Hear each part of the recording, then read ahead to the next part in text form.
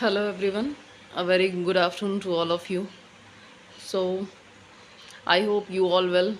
आज हम लोग मिलते हैं किस टॉपिक को लेकर के हम आज बात करेंगे करिकुलम डेवलपमेंट मॉडल्स। इससे प्रीवियस वीडियो में आपने करिकुलम से रिलेटेड जो टॉपिक पढ़ा था वो आपने अबाउट करिकुलम पढ़ा था, what is the meaning of curriculum and what's the type of curriculum, right. तो अगर आपको कुछ भी करिकुलम से रिलेटेड देखना है तो आप उसकी प्लेलिस्ट जाकर देख सकते हैं। तो आज हम बात करेंगे मॉडल्स की। तो क्या है करिकुलम डेवलपमेंट मॉडल? अच्छा, मॉडल से बात करें तो curriculum model first time introduce किसने किया? तो पहली बार जब इंट्रोड्यूस हुआ करिकुलम मॉडल तो वो किया था राल्फ टेलर ने, ठीक है, और 1940 में। तो ये राल्फ टेलर का नाम आता है करिकुलम मॉडल को लेकर के, एक हिबाटाबा का नाम आता है। कुछ मॉडल्स हैं जो बहुत इम्पॉर्टेंट रहते हैं, है ना। तो आज हम बात करेंगे करिकुलम डिज़ाइन मॉडल। ओके, यहाँ पर आप दो वर्ड्स देख रहे होंगे, जैसे करिकुलम डेवलपमेंट मॉडल, एक हम बात करेंगे करिकुलम डिज़ाइन, ठीक है। तो इन दोनों में आप समझना है आपको करिकुलम डिज़ाइन कैसे होता है कि हम किस तरीके से करिकुलम को बनाते हैं, और मॉडल की क्या बात होती है जहाँ पर हम कुछ अपने ऑब्जेक्टिव्स को इंक्लूड कर देते हैं, ठीक है, कि इस मॉडल से हम क्या चीज़ पा पाएंगे। मींस कि एक हमारा ऑब्जेक्टिव है कि हम किसी प्रॉब्लम का सॉल्यूशन चाहिए, तो हम उस सॉल्यूशन को पाने के लिए हम क्या करेंगे, पहले एक बनाएंगे अपनी एक स्ट्रैटेजी, राइट। तो उस स्ट्रैटेजी को बनाने के बाद फिर हम पॉइंट वाइज पॉइंट, मींस कि स्टेप वाइज स्टेप हम वर्क करते हैं। सबसे पहले हम बात करते हैं what is model of curriculum, कि मॉडल ऑफ करिकुलम है क्या। अब यहाँ पर डेफिनेशन मैंने दी हुई है, तो इसको आप पहले देखिए। पाठ्यचर्या मॉडल शब्द शैक्षिक प्राथमिकताओं, प्रशासनिक नीतियों, निर्देशात्मक विधियों और मूल्यांकन मानदंडों के बारे में निर्णय लेने के लिए एक वैचारिक ढांचे और संगठनात्मक संरचना को संदर्भित करता है। वन बाई वन वर्ड से हम समझेंगे। जो करिकुलम मॉडल एक वर्ड है, वो क्या है, हमारी जो एजुकेशनल हमारी प्रायोरिटीज़ हैं इनकी बात करेगा, जो एडमिनिस्ट्रेटिव पॉलिसीज़ हैं उनकी बात कर रहा है, और हम किस तरीके से एक डायरेक्शन लेंगे या डिसीजन मेकिंग, इस तरीके की जब हम बात करेंगे तो हम किस किस तरीके से इसको इम्प्लीमेंट करेंगे। तो जो मॉडल होता है वो ये बात करता है कि आप इन सारी चीज़ों को किस तरह से लेकर के आगे बढ़ेंगे एजुकेशन में, राइट। अभी तक हम करिकुलम में इतना समझ पाए थे कि करिकुलम हमारा क्या है, उसमें हमने क्या देख रखा है कि हमें करिकुलम दिखाई नहीं पड़ता एक स्टूडेंट को, बट एक मैनेजमेंट, एक कॉलेज, एक ऑर्गेनाइजेशन इस चीज़ को जानता है कि किस तरीके से हमें चीज़ों को कराना है। फॉर एग्जांपल, मैंने प्रीवियस वीडियो में भी ये बात बोली थी कि एक छोटा सा बच्चा, मीन्स फॉर एग्जांपल कि वो 7th स्टैंडर्ड में पढ़ रहा है, तो उसका एक करिकुलम है कि उस 7th स्टैंडर्ड के क्लास में उस बच्चे के किस किस तरीके के डेवलपमेंट हो जाने चाहिए, राइट। तो यहाँ पर जो मॉडल तैयार किया गया, बच्चे अलग अलग तरीके के हैं तो मॉडल भी अलग अलग तरीके के होंगे। तो किस किस तरीके के आपको मॉडल इसमें पढ़ने हैं, किस किस तरीके की आपको प्रॉब्लम फेस करनी है, ये सारी चीज़ें हम इस मॉडल में तैयार करते हैं। नेक्स्ट देखिए क्या है, पाठ्यक्रम मॉडल अभिकल्प एक का एक प्रतिरूप माना जाता है ना। एक क्या है, एक डिज़ाइन है। यह अनिवार्य ज़रूरतों, उद्देश्यों को पूर्ण करता है। मतलब जो एक्चुअली आज की हमारी नीड है कि आज बच्चे अलग तरीके से पढ़ रहे हैं, पहले बच्चे अलग तरीके से पढ़ते थे, तो उन दोनों में डिफरेंस क्या है, आज के टाइम में हमारी ज़रूरत क्या है, ठीक है, और आज का हमारा मेन ऑब्जेक्टिव क्या है। इसके माध्यम से निर्धारित लक्ष्यों को पूरा किया जाता है।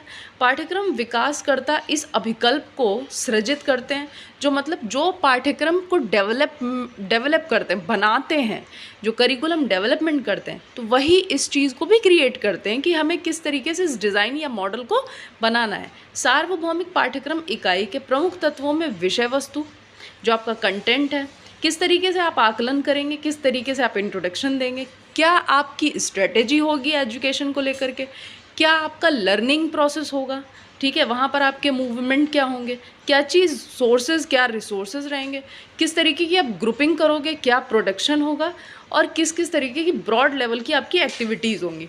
तो ये सारी चीज़ें जब आती हैं तो ये एक मॉडल, या कह सकते हैं एक करिकुलम डिज़ाइन मॉडल तैयार होता है, ठीक है। तो ये बात हो गई what is model of curriculum. Next देखिए, why we need curriculum model, हमें ज़रूरत क्यों पड़ती है, ठीक है। पाठ्यचर्या मॉडल जो है, करिकुलम मॉडल का निर्माण मतलब क्यों करते हैं हम, है ना, इसकी बात करते हैं। जिस तरीके से नेचर में चेंजेस आते रहते हैं वैसे वैसे हमारी सोसाइटी में भी चेंजेस आते रहते हैं। अब उस सोसाइटी में जितने भी चेंजेस आ रहे हैं तो उसके अकॉर्डिंग आपको भी तो चेंज होना पड़ेगा ना। एक बहुत सिंपल से एग्जांपल से हम बात करते हैं, जो हमारी जनरेशन गैप है वो कैसे फिल किया जा सकता है। जनरेशन गैप फिल किया जा सकता है कि जो ओल्ड एज हैं वो भी थोड़े डेवलप करें और जो यंगस्टर्स हैं वो भी थोड़े डेवलप करें। मतलब उन दोनों के थॉट के एक बीच में ब्रिज बनना बहुत ज़रूरी है। अगर वो ब्रिज नहीं बनेगा तो वहाँ पर एक खाई रहेगी। जस्ट लाइक दैट यहाँ पर क्या है कि हमें अपने करिकुलम मॉडल को भी चेंज करते रहना है, क्योंकि पाठचर्या एक परिवर्तनशील तत्व है। जो हमारी कंटेंट चलता है, जो हमारा करिकुलम है वो क्या है, चेंजेबल है। मतलब हमारी पृथ्वी पर ऐसा कुछ भी नहीं जो चेंजेबल नहीं है, सब कुछ परिवर्तनशील है। तो यहाँ पर इसकी भी बात की जा रही है। इसलिए पाठचर्या मॉडल में भी निरंतर क्या होते रहते हैं, परिवर्तन होते रहते हैं। शिक्षा प्रणाली के संतुलित विकास के लिए भी पाठचर्या मॉडल के विभिन्न प्रकार का ज्ञान आवश्यक है। मतलब आप देखिए, किसी भी चीज़ का टाइप क्यों होता है, क्योंकि उस तरीके के उसके ऑब्जेक्टिव होते हैं। जब हमारे डिफरेंट ऑब्जेक्टिव्स रहेंगे तभी तो हमें पता चलेगा कि कहाँ कहाँ पर हमें क्या क्या चीज़ें पता चल रही हैं। कोई भी आप एक डेफिनेशन पढ़ते हो या एक सिंगल वर्ड पढ़ते हो तो वहाँ पर आपको ना उसके टाइप्स मिलते हैं, उसके स्टेप्स मिलते हैं। क्यों मिलते हैं? क्योंकि एक स्टेप पर ही पूरी कहानी ख़त्म नहीं हो सकती।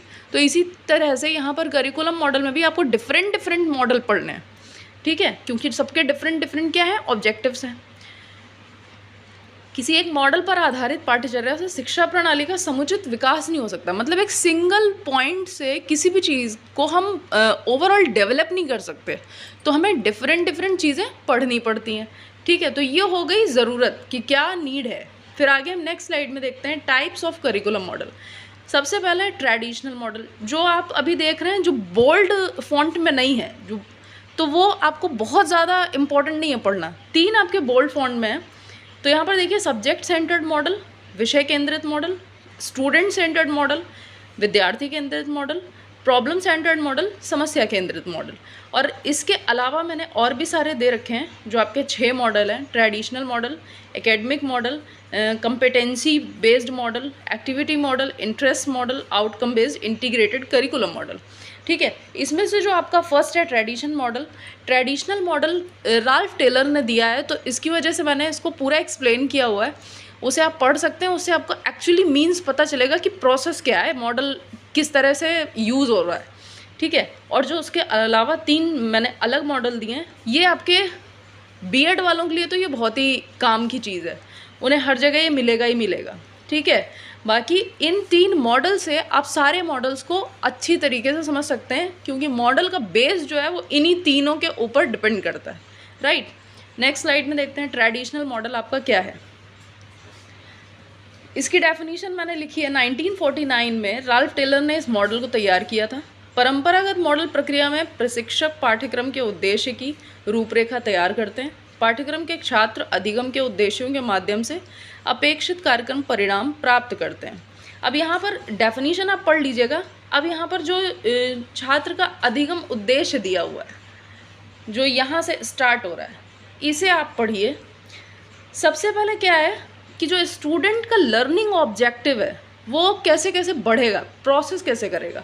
स्टूडेंट का लर्निंग जो ऑब्जेक्टिव है, सबसे पहले तो उसने एक उद्देश्य बनाया, ठीक है।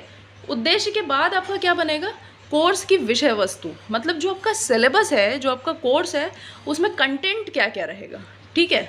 फिर उसके बाद क्या है, आपको कंटेंट पता चल गया। सबसे पहले आपका क्या था, फॉर एग्जांपल आपका ऑब्जेक्टिव था अपने बीएड करना है, तो ये हो गया आपका उद्देश्य। नेक्स्ट क्या है, उस बीएड में आपको कोर्स पता चला, तो वो आपका क्या हो गया, कंटेंट। फिर उसके बाद आप कॉलेज आते हैं, वहाँ पर आपको क्या मिलता है, इंस्ट्रक्शनल स्ट्रैटेजी। मतलब एक स्ट्रैटेजी है कि आपके 4 सेमेस्टर होंगे, ठीक है, 4 आपके सेमेस्टर हैं, उनमें से प्री एग्ज़ाम कितने होने, प्रैक्टिकल कितने होने, ये सारी चीज़ें हो गई। फिर उस जो भी आपने course for example first semester में पढ़ा, तो उसका क्या है, उसका असेसमेंट हो गया, कोर्स असेसमेंट हो गया। फिर उस कोर्स का एनालिसिस होता है जो सबसे लास्ट में होता है। तो आपका क्या था, इसको बहुत अच्छे से समझ लीजिए। यहाँ पर भी पी समझिए और इसको भी पी समझिए। इन दोनों पी को मैं आगे आपको एक्सप्लेन करूँगी कि क्या है इसका सीन, ठीक है, तो ये हो गया ट्रेडिशनल मॉडल। अब इसके आगे हम पढ़ते हैं क्या है, सब्जेक्ट सेंटर्ड मॉडल। अब यहाँ सब्जेक्ट सेंटर्ड मॉडल में आपको दो चीज़ें बताई जा रही हैं कि इसकी विशेषता क्या है और इसकी सीमाएं क्या हैं, राइट। तो इस प्रकार के पाठ्यचर्या मॉडल में विभिन्न विषयों को केंद्र में रखा जाता है। अब यहाँ पर डेफिनेशन या नाम से ही बिल्कुल क्लियर है कि हम सब्जेक्ट की बात करेंगे। और ये मॉडल कहाँ चलता है सबसे ज़्यादा, फिलीपींस में ये मॉडल विशेष रूप से प्रचलित है, वहाँ पर इसकी बात सबसे ज़्यादा की जाती है। विषय केंद्रित प्रारूप की विशेषताएं किस तरीके की हैं, विषय केंद्रित में मतलब सेंटर पर क्या रहेगा, विषय, ठीक है। अब यहाँ पहले आप विशेषताएं समझ लीजिए। इस प्रकार के पाठ्यक्रम मॉडल की मुख्य विशेषता यह है कि मॉडल काफ़ी अधिक एवं संरचनात्मक स्वरूप सामान्य है, मतलब यहाँ पर क्रिएशन बहुत ज़्यादा होगा, ठीक है। यह शाब्दिक क्रिया पर अधिक बल देता है तथा विद्यार्थियों को समाज के लिए आवश्यक ज्ञान से परिचित कराता है। फॉर एग्जाम्पल एक हिंदी सब्जेक्ट है और उस हिंदी सब्जेक्ट से सेंटर्ड मॉडल कैसा रहेगा, हिंदी सब्जेक्ट की सारी नॉलेज उस बच्चे में आएगी। हिंदी को इस तरीके से बनाया गया, अगर फर्स्ट क्लास की हिंदी है तो वहाँ पर क्या है, उस बच्चे को छोटे छोटे सेंटेंसेस पढ़ने प्लस उसके साथ उसने संज्ञा की भी परिभाषा पढ़ी, ठीक है। तो ये करिकुलम था कि इस साल के बच्चे को इतना इतना पढ़ना है, तो उस बच्चे को संज्ञा उसने पढ़ा तो उसका मतलब उसका आवश्यक ज्ञान से परिचित होना किस तरीके से हो गया कि जो संज्ञा के उदाहरण थे उसने अपने घर में देखे, अपने रिश्तेदारी में देखे, बाहर निकल के उसने चीज़ों को देखा, तो उसका क्या हुआ, ज्ञान से क्या हो गया, परिचय हो गया। यह प्रारूप पारंपरिक है तथा इस क्रियान्वयन करना आसान होता है, मतलब इसको एक्टिव मोड में लाना ईजी होता है, ठीक। अब इसकी सीमाएं देखिए क्या है, विषय केंद्रित मॉडल में अधिगम सीमित हो जाता है।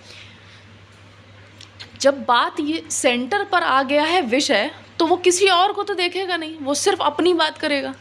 जैसे कि हिंदी का सब्जेक्ट था तो वो सिर्फ हिंदी की बात करेगा, तो बच्चा हिंदी से बाहर ही नहीं निकल पा रहा है, ठीक है। एक क्लास में 4 सब्जेक्ट अगर हैं, फॉर एग्जांपल हम केवी की बात करें, वहाँ 4 सब्जेक्ट बच्चे फर्स्ट क्लास में पढ़ते हैं। कौन कौन से सब्जेक्ट होते हैं फिलहाल आप ये बताइएगा, मुझे कमेंट करके बताइएगा कि केवीएस में फर्स्ट क्लास में क्या क्या सब्जेक्ट होते हैं, राइट। उसको बताइएगा तो नेक्स्ट वीडियो में उसको मैं एक्सप्लेन करूँगी। अब इसकी सीमाएं क्या, इसमें अधिगम क्या हो रहा है, सीमित हो रहा है, बहुत ज़्यादा बच्चा बाहर नहीं जा पा रहा है। नेक्स्ट क्या है, विद्यार्थियों का सामाजिक मनोवैज्ञानिक एवं शारीरिक विकास अवरुद्ध हो जाता है। जब आप कहीं पर लिमिटेशंस लगा देते हो तो बच्चा बिल्कुल तितली की तरह उड़ के सीख नहीं सकता। वहाँ पर जब फ्रीडम ही नहीं पा रहा है पूरी तरीके से, तो उसका सोशल किस तरीके से इंट्रैक्शन हो पाएगा, एक साइकोलॉजिकल वे पर कैसे इंट्रैक्शन हो पाएगा, और उसका फिजिकल डेवलपमेंट भी नहीं हो पाएगा। तो सब्जेक्ट सेंटर्ड की ये सीमाएं हो जाती हैं। एक चीज़ याद रखिए, जब तक आपको विशेषताएं और सीमाएं नहीं पता चलेंगी तब तक आप किसी चीज़ को समझ नहीं सकते कि क्या है। और जहाँ पर आप ये दोनों चीज़ें जान जाते हैं तो आप वहाँ पर उस चीज़ को अप्लाई करने में ईजी पा पाते हैं खुद को, कि हाँ ये चीज़ इसमें रोक देगी तो इस चीज़ को मैं इस सिचुएशन पर अप्लाई नहीं कर सकता, ठीक है। नेक्स्ट देखिए क्या है, स्टूडेंट सेंटर्ड मॉडल। यहाँ पर क्या है, पाठ्यचर्या का ये मॉडल विद्यार्थियों की रुचि एवं आवश्यकता को केंद्र में रखकर बनाया जाता है। स्टूडेंट सेंटर्ड मॉडल का मतलब ही यही है कि बच्चा क्या चाह रहा है उस चीज़ को हम सेंटर पर रखेंगे, ठीक है। इस प्रकार के मॉडल में कुछ सामान्य क्रियाकलाप जैसे खेल, चित्रकला, कहानी आदि जिसमें कि बच्चों को शामिल किया जा सकता है, और यहाँ पर अध्ययन अध्यापन के केंद्र में रखा जाता है। जो अध्ययन हो रहा है वो टीचर के केंद्र पर है, कि वो टीचर ये देखेगा कि उस बच्चे को क्या चाहिए, उस तरीके से वहाँ पर वो टीचिंग एड्स अपनाएगा, ठीक है। अब यहाँ पर विशेषताएं देखिए क्या है, इस पाठ्यचर्या मॉडल की मुख्य विशेषता यह है कि इसमें 3R रीडिंग, राइटिंग एवं अर्थमेटिक के संप्रत्यय को विभिन्न क्रियाकलापों में समाहित कर दिया जाता है। अब यहाँ एक क्वेश्चन और है, ये जो हमारा 3R है, R R R, Mahatma Gandhi ने इसको किस में कन्वर्ट किया था, इसको आप बताएंगे, ठीक है। RRR 3R is equal to what, इसको आप मुझे बताएंगे कि क्या है, ठीक है। अगर आप नहीं बताएंगे, कोई भी नहीं बता पा रहा है या बता पा रहे हैं तब भी कमेंट नहीं कर रहे हैं, तो मैं आपको नेक्स्ट वीडियो में बताऊंगी, ठीक है। यहाँ पर क्या है, इन तीनों को ध्यान में रख करके सारी चीज़ों को बनाया जा रहा है। नेक्स्ट क्या है, ये करके सीखने पर ज़्यादा बल देता है, मतलब बच्चे पर सारी चीज़ें हैं, टीचर बस एक इंस्ट्रक्शंस देने के लिए है। तो यहाँ पर क्या है, फलस्वरूप विद्यार्थी, शिक्षक और वातावरण के मध्य अंतर क्रिया को भी बल मिलता है। यहाँ पर क्या है, टीचर, स्टूडेंट और एनवायरनमेंट, तीन चीज़ें, ये जो तीन चीज़ें बताई जा रही हैं, देखो यहाँ पर स्टूडेंट, टीचर एंड एनवायरनमेंट, इन तीनों के बीच एक रिलेशन बनता है। किस तरीके से, इस तरीके से, ठीक है, ये एक रिलेशन बनेगा, इसको ऐसे समझ लीजिए, यहाँ पर इन तीनों में एक रिलेशन है, ठीक है। तो यहाँ पर एक अच्छा इंट्रैक्शन हो जाता है। फिर उसके बाद इसकी सीमाएं देखिए क्या है, यह विद्यार्थी के बौद्धिक विकास के पक्ष को नकारता है। बच्चे के इंटरेस्ट को तो देखा जा रहा है, बच्चा चाह क्या रहा है वो भी देखा जा रहा है, बच्चे की नीड क्या है ये भी देखा जा रहा है, लेकिन यहाँ पर बच्चे का एक माइंड का डेवलपमेंट कहिए तो वो बहुत बेहतर नहीं हो पाता, क्योंकि हम बच्चे को बिल्कुल फ्री छोड़ रहे हैं ना। सेंटर में स्टूडेंट है, अगर हम उसको डायरेक्शन नहीं देंगे, फॉर एग्जांपल कि आप देखिए घड़े को अगर हम शेप ना दें तो क्या उसकी शेप बन पाएगी। इस तरीके से यहाँ पर इसके बौद्धिक विकास के पक्ष को ये नकार देता है। नेक्स्ट क्या है, इसमें पाठ्यवस्तु निश्चित नहीं होती, मतलब जब हम बच्चे को फ्रीली छोड़ रहे हैं तो बच्चा कुछ चीज़ें तो अपने ही तरीके से करेगा ना, और जब वो अपने तरीके से करेगा तो हम उस चीज़ को कहाँ पर मेंटेन कर पाएंगे। करके सीखने की विधि जो होती है वो पाठ्य वस्तु के लिए उपयुक्त नहीं होती, मतलब यहाँ कंटेंट मैटर फिर नहीं कर पाता, जितना बच्चा करके सीख पा रहा है बस उतना ही वो सीखेगा, ठीक है। नेक्स्ट एंड लास्ट देखिए क्या है, प्रॉब्लम सेंटर्ड मॉडल। यहाँ पर क्या है, यहाँ हम सिर्फ और सिर्फ प्रॉब्लम को सेंटर में रख रहे हैं कि किस तरीके से कहाँ कहाँ पर कौन से उद्देश्य में किस तरीके की प्रॉब्लम आती है। किसी वास्तविक या उकल्पित समस्या को केंद्र में रखकर पाठ्यवस्तु को संगठित करने के लिए जब पाठ्यचर्या मॉडल का निर्माण किया जाता है तो इसे समस्या केंद्रित पाठ्यचर्या मॉडल कहा जाता है। मतलब आप सारी चीज़ें इकट्ठी कर लीजिए और फिर वहाँ पर जब हम कोई भी चीज़ बना रहे होते हैं और तब हमें कोई प्रॉब्लम क्रिएट हो जाती है, उस तरीके के मॉडल को हम क्या बोलेंगे, समस्या केंद्रित पाठ्यचर्या मॉडल। पाठ्यचर्या के इस मॉडल में विद्यार्थी अधिक सम्मिलित होते हैं क्योंकि उनका उद्देश्य अपनी समस्या का समाधान करना होता है। यहाँ पर इस मॉडल को हम ज़्यादातर थोड़े हायर लेवल पर लेकर चलते हैं। इस प्रकार अब यहाँ पर विशेषताएं देखिए क्या है, इस प्रकार के पाठ्यचर्या मॉडल की मुख्य विशेषता यह है कि पाठ्यचर्या जिसके लिए बनाई जाती है वो केवल सैद्धांतिक रूप से नहीं वरन व्यवहारिक रूप से भी अधिक सहभागिता प्रदर्शित करता है। इस लाइन को यहाँ पर इस तरह से समझते हैं, जैसे जब एक प्रॉब्लम के लिए कोई एक चीज़ बनाई जाती है वहाँ पर कुछ तो स्टूडेंट अवेलेबल है कि हाँ उन सब की ये समस्या है, लेकिन कुछ स्टूडेंट अवेलेबल नहीं है।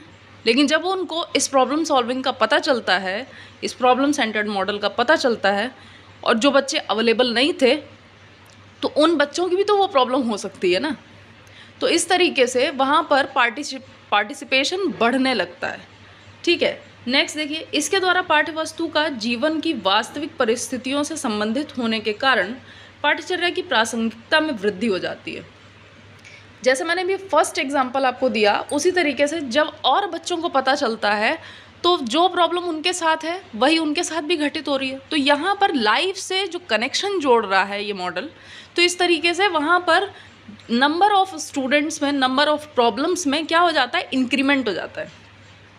अब इसकी सीमाएं देख लीजिए क्या है। इस पाठ्यचर्या मॉडल की मुख्य सीमा यह है कि समय, धन एवं आवश्यक संसाधनों के अभाव में इसका क्रियान्वयन समुचित रूप से नहीं हो पाता। किसी भी प्रॉब्लम का एक सॉल्यूशन निकालने के लिए बहुत टाइम चाहिए होता है, प्लस उसके साथ साथ बहुत पैसा चाहिए होता है। समटाइम्स गवर्नमेंट हमारी नहीं दे पा रही है, और कुछ टाइम स्टूडेंट का पार्टिसिपेशन बहुत अच्छा नहीं हो पा रहा है। फिर वहाँ पर आपको रिसोर्सेज भी बहुत सारे चाहिए जो अवेलेबल नहीं हो पाते हैं। नेक्स्ट क्या है, अधिगम के आवश्यक क्षेत्रों एवं उसके क्रम को कैसे निर्धारित किया जाएगा। पाठ्यचर्या का यह प्रारूप इस विषय पर मौन है। मतलब जब हम जहाँ पर नीडी एरियाज़ हैं उसको हम किस तरह से निर्धारित करें, उसका हम सेटअप किस तरह से बनाएं। यहाँ पर करिकुलम इस सब्जेक्ट पर बिल्कुल साइलेंट हो जाता है, बिल्कुल साइलेंट मोड में नहीं बता पा रहा है कि हम किस तरीके से इस चीज़ को क्लियर करें। ठीक है। लास्ट क्या है, यह विद्यार्थियों को उनके सांस्कृतिक विरासत से बहुत अधिक परिचित नहीं करा पाता। देखिए यहाँ पर परिचित ना करा पाने का क्या सीन है, जैसे कुछ प्रॉब्लम्स ऐसी होती हैं जिनको फेस करने से ही हमें सॉल्यूशन मिलता है, लेकिन वहाँ पर बच्चे उस सॉल्यूशन का उस प्रॉब्लम का सॉल्यूशन पहले ढूंढने लगते हैं और एंड तक नहीं पहुँचते। और जब आप एंड तक नहीं पहुँचोगे तो आप एक्चुअली क्या सीन है, आपकी क्या सांस्कृतिक विरासत है, आप उस तक नहीं पहुँच सकते। ठीक है, ये हो गया। अब मैंने आपसे पहले उसमें बोला था, मैं यहाँ पर P = P का मतलब समझाऊंगी कि क्या है। एक आप और भी मॉडल पढ़ेंगे जिसको हम बोलते हैं प्रोसेस एंड प्रोडक्ट। ठीक है, अब ये प्रोसेस मॉडल क्या होता है और प्रोडक्ट क्या होता है। जब हम किसी चीज़ को स्टार्ट करते हैं, ठीक है, इनिशिएट करते हैं और लास्ट में हम रिजल्ट पाते हैं, तो ये हो जाता है प्रोसेस मॉडल। मतलब जो इनिशिएशन है आपका वो हो जाता है प्रोसेस मॉडल, और प्रोडक्ट क्या हो जाता है, रिजल्ट। जब हम किसी चीज़ की स्टार्टिंग करते हैं तो दैट मीन्स कि आपने वहाँ पर एक प्रोसेस लगाया, और जब हमने एक रिजल्ट को पा लिया तो वो हो जाता है प्रोडक्ट। तो ये दोनों मॉडल का भी आपसे नाम पूछा जा सकता है, इसलिए मैंने यहाँ पर इसको क्लियर कर दिया है। अगर अभी भी आपको कोई इशू हो देन आप कमेंट करके पूछ सकते हैं या बाय मेल पूछ सकते हैं। तो आप इस वीडियो को एंड तक पूरा देखिए, तो करिकुलम मॉडल आपको बहुत अच्छे से समझ में आ जाएगा।